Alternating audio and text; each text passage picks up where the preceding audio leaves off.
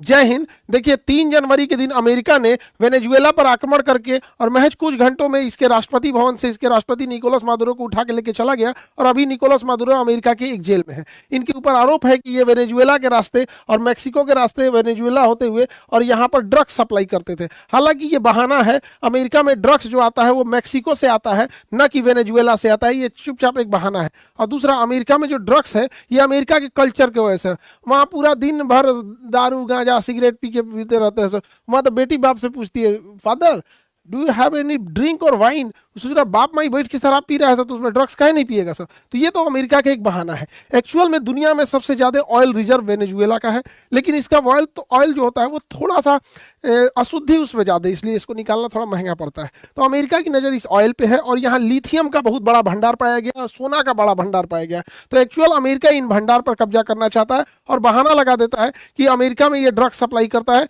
इसलिए वो इसके राष्ट्रपति को उठा के लाया गया है। और 2020 से जब लॉकडाउन चल रहा था उसी समय से अमेरिका राष्ट्रपति को उठाना चाहता था और यहाँ पर उसने एक बड़ा अच्छा गेम खेला।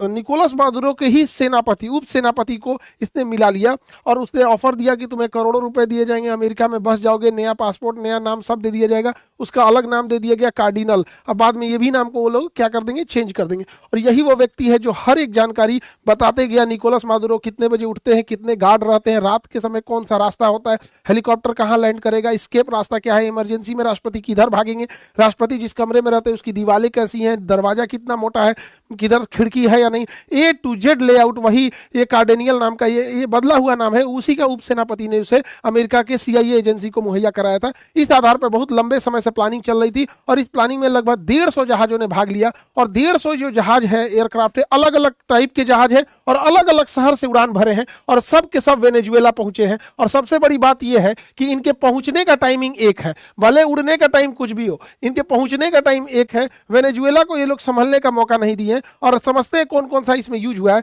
तो जो सबसे पहले वेनेजुएला में एंट्री मारा था, RQ सेंटेलियन नामक ड्रोन एंट्री मारा था। ये 50,000 फीट की ऊंचाई पर उड़ता है और ये स्टिल्ट ड्रोन है। इसे इतनी बेहतरीन फोटो लेता है, हर जगह की पूरी प्रॉपर फोटो ले लिया। स्टिल्ट है तो ये पकड़ में भी नहीं आया। अब इसके बाद अगला नंबर आता है F-35 का। F-35 रडार में नहीं दिखता है दुश्मन के और इसी का फायदा उठा के वो वेनेजुएला का अंदर प्रवेश कर गया। और जब ये वेनेजुएला में प्रवेश किया, अलग अलग जहाजों से, कोई एयरक्राफ्ट कैरियर से उड़ान भरा है, कोई प्यूर्टो रिको के सैन्य अड्डा से भरा है, कोई यहाँ से अलग अलग जगहों से भरा है।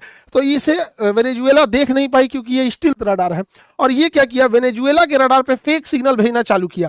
तो वेनेजुएला के रडार कंफ्यूज हो गए कि अचानक से इतने जहाज कैसे आ गए। ये इसका इलेक्ट्रॉनिक वॉरफेयर का तरीका है। अब इसके पीछे चला गया ग्लाउरर। ग्लाउरर जहाज जो है ये बहुत खतरनाक है, ये इलेक्ट्रॉनिक वॉरफेयर के काम में आता है।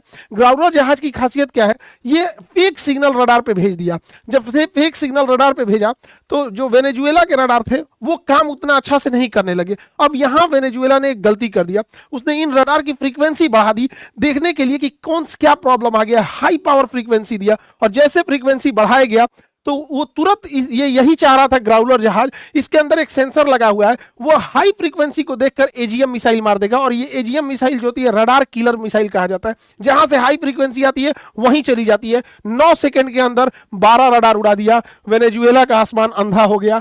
अब पूरा मैदान खाली था। ये रडार YJ रडार थे जो चाइना से आए थे। अब वेनेजुएला के ऊपर कोई जहाज जाएगी, वेनेजुएला को कुछ पता चलने वाला नहीं है। अब यहां अमेरिका से उड़ान भर के इसके ऊपर पहुंच जाता है B-52। ये सेकेंड वर्ल्ड वॉर के समय भी बम गिराया था। इसमें 8 इंजन लगे होते हैं और ये कारपेट बम्बिंग की तरह होता है। तो जो उसका जहां से ये डर था कि वेनेजुएला यहां से अटैक कर सकता है, वहां इतना हैवीली बम्बार्डमेंट कर दिया कि पूरी वेनेजुएला में जो उसकी मिलिट्री एस्टेब्लिशमेंट थी वहां अफरा तफरी मच गया। अब वेनेजुएला के आंतरिक भाग पर हमला भी करना जरूरी था जहां से रिजिलियंस आ सकता था। उसके लिए B-1 लेंसर का यूज हुआ। ये लेंसर जहाज जो होती है ये बड़ा, इसका बनावट ऐसा है कि ये जब दुश्मन के एरिया में घुसता है तो फट से चला जाता है, अंदर प्रवेश कर जाता है। तो जब ये इसे तेज उड़ना रहता है तो अपने विंग्स को ये हल्का मोड़ लेता है और तेज उड़ जाता है। लेकिन जब इसे बम गिराना होता है तो विंग्स को खोल लेता है, क्योंकि जब जितना चौड़ा विंग्स रहेगा धीमा उड़ना आसानी होगा। तो B-52 पहले पूरा बम गिरा दिया। उसके बाद ये विंग्स मोड़ के तेजी से वेनेजुएला के अंदर प्रवेश किया और अंदर प्रवेश करने के बाद ये अपने विंग्स को फैला दिया और धीरे धीरे उड़ते हुए टारगेट के ऊपर बम्बार्डमेंट करना चालू कर दिया। इसके पीछे अब आते हैं असली जो इसमें कमांडो भाग लिए थे, डेल्टा फोर्स वाले। डेल्टा फोर्स जिस हेलीकॉप्टर से सबसे पहले एंट्री करते हैं वो हेलीकॉप्टर का नाम है नाइट स्टॉलर। नाइट स्टॉकर जो जहाज होते हैं, इनमें आगे एक गनर बैठा होता है जो आगे से आ रहे दुश्मन को मारता है, दो कमांडो इस साइड से, दो कमांडो इस साइड से, यानी हर डायरेक्शन से कमांडो इस पे बैठे रहते हैं। अब कहीं से भी अगर कोई दुश्मन का स्नाइपर खड़ा है, कहीं कमांडो है, कहीं मिलिट्री है, उसको ये लोग अंधाधुन मारते हुए आगे बढ़ गए। ये नाइट स्टॉकर। नाइट स्टॉकर के पीछे आता है सी हॉक। सी हॉक की खासियत क्या है, इसके आगे गनमैन बैठे होते हैं, वो अगर कोई बचा हुआ है उसको मार देंगे, और पीछे इनके खाली जगह होता है जहां पे ये कमांडो ड्रॉप भी कर सकते हैं। तो ये हमला भी करेगा और ड्रॉप भी कर देगा, ये दोनों का काम कर देगा। तो आगे नाइट स्टॉकर गया, पूरा साफ कर दिया, जो बचे हुए उसे सी हॉक साफ कर दिया। अब उसके पीछे आते हैं चिनूक। चिनूक हमला करने के लिए नहीं आया था, इसमें ज्यादा से ज्यादा सैनिक बैठ जाते हैं, ये गया था ड्रॉप करने के लिए। इसमें बीच से भी कोई सैनिक निकल सकता है और साइड से भी।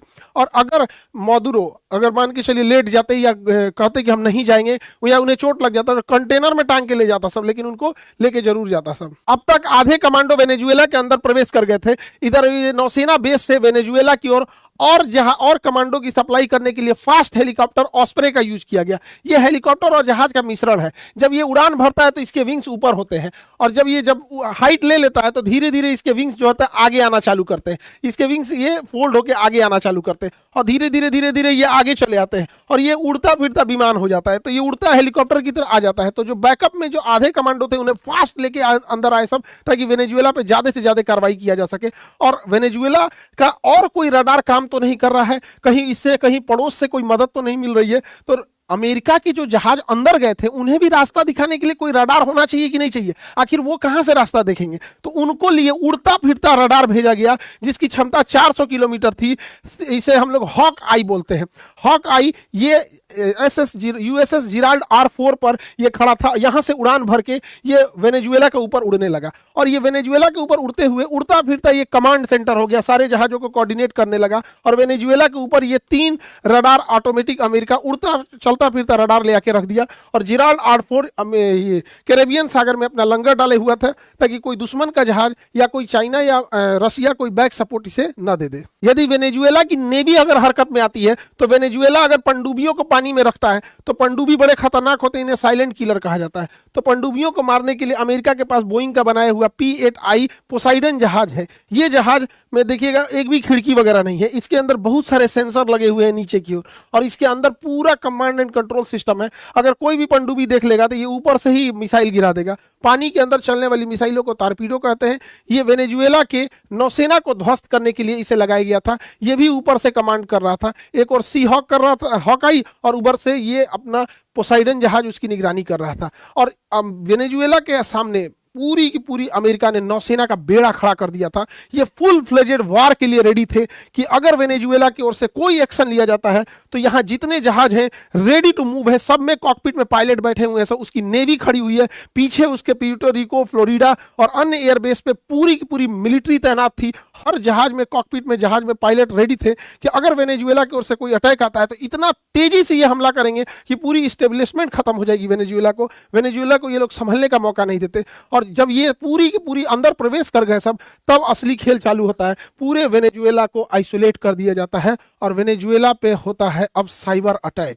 साइबर अटैक जब होता है तो वेनेजुएला में जो पावर सप्लाई की जाती है और जो पावर ग्रिड होती है, इसमें भी तो कंप्यूटर लगा है, और वो कंप्यूटर या तो माइक्रोसॉफ्ट का होगा या तो मैकबुक का होगा। उस कंप्यूटर पे अपडेट के नाम पे पहले ही एक मॉलवेयर भेज दिया गया था, वायरस भेज दिया गया था, जो एक्टिवेट करके पूरी लाइट सिस्टम को ही, मेन पावर को ही सप्लाई काट देता है, पावर ग्रिड से ही काट देता है। अब ये लोग कंप्यूटर से ऑन करते रहते हैं, कंप्यूटर में ऑन नहीं होता है, कंप्यूटर ही ऑन नहीं होता है।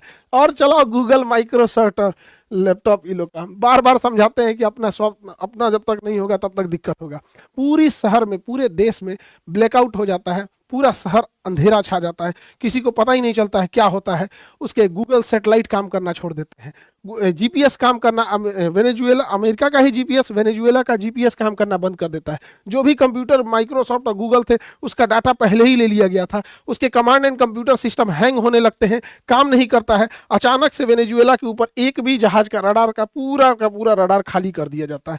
ये इतना उसका साइबर कमांड फोर्स इतना एक्टिव था अमेरिका का। जब वेनेजुएला चारों ओर से घिर जाता है तब खेल असली शुरू होता है। चिनूक हेलीकॉप्टर से आए कमांडो बिल्डिंग के छत पर उतरते हैं और इन्हें पता रहता है कि मादुरो जिस मकान में रहेंगे, जिस रूम में रहेंगे, उस पर स्टील की मोटी दीवारें होंगी और उसको तोड़ना बड़ा मुश्किल होगा। इसके लिए ये अपने साथ थर्मल लेंस और ब्लू टॉर्च लेके जाते हैं। ये कितनी भी मोटी सी मोटी स्टील की परत क्यों ना हो, उसे काट के गिरा देते हैं। अब ये पता कैसे चलेगा? इनके पास तो हथियार है काट के गिरा देने के लिए। किस कमरे में मादुरो है ये कैसे पता चलेगा? कमरा तो बंद रहेगा अंदर से। इसके लिए पूरी बिल्डिंग में मादुरो कहां है, इसके लिए इन्होंने ग्राउंड पेनिट्रेटिंग रडार रखा था, वॉल पेनिट्रेटिंग रडार। इस रडार से हम अगर रखते हैं तो उसके अंदर क्या चीज है दिख जाता है। ये तो नॉर्मल भी चीज यूज होती है, जैसे ट्रक में क्या जा रहा है क्या नहीं जा रहा है तो पूरा खोल के पहले यूज होता था, अब तो रडार से ही ऐसे देख लिया जाता है। लेकिन ये उससे हाई पावर होता है और अंदर ये इंफ्रारेड सिग्नल और हीट सिग्नेचर भेज के भी पता कर लेता है कि इस वॉल के अंदर कितने लोग हैं। और जैसे ही वॉल के अंदर देखा गया कि 2 लोग हैं और कद काठी से पता चल गया कि तो तुरंत दरवाजा तोड़ के अंदर घुस गए और अमेरिकी कमांडो, डेल्टा फोर्स के कमांडो इन्हें उठाकर और यहां से वेनेजुएला से उठाकर और अपने हेलीकॉप्टर में लेकर, और यहीं अमेरिकी नौसेना का जहाज खड़ा था यूएसएस इवो जीमा, और इसी के ऊपर लैंड किया गया और यहीं से ये फोटो रिलीज की गई थी और पूरी दुनिया को बताया गया कि वेनेजुएला के राष्ट्रपति निकोलस मादुरो को किडनैप करके ले आ जा चुका है और अब वो अमेरिकी नौसेना के एक जहाज पे है। यहां से इन्हें प्यूर्टो रिको के भेजा गया हेलीकॉप्टर से, फिर यहां से ये फ्लोरिडा है और यहां अभी न्यूयॉर्क में पहुंचे हैं। इनके ऊपर मुकदमा चलाया जा रहा है। एक छोटी सी जेल की सेल मिली है, इसी के अंदर बाथरूम है। एक राष्ट्रपति का ये हाल कर दिया है अमेरिका। पूरी दुनिया को अमेरिका ने दिखा दिया है। अब पूरी दुनिया अमेरिका अपनी नीतियों पे नहीं चल रहा है, अमेरिका ट्रंप की नीति पे चल रहा है। ये दिखाता है कि जब कोई एक तानाशाह पागल होता है तो देश से बड़ी अपनी नीतियां बना देता है। अमेरिका के लिए आगे चल के ये बहुत घातक साबित होगा।